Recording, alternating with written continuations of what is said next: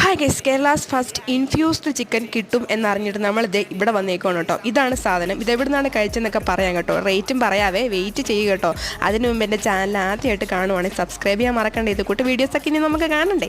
അപ്പം നമ്മൾ വന്നേക്കുന്നത് കൊച്ചി കലൂർ സ്റ്റേഡിയത്തിൻ്റെ സൈഡിലായിട്ട് പ്ലേറ്റഡ് എന്ന് പറഞ്ഞിട്ട് ഇങ്ങനൊരു ഷോപ്പുണ്ട് കേട്ടോ.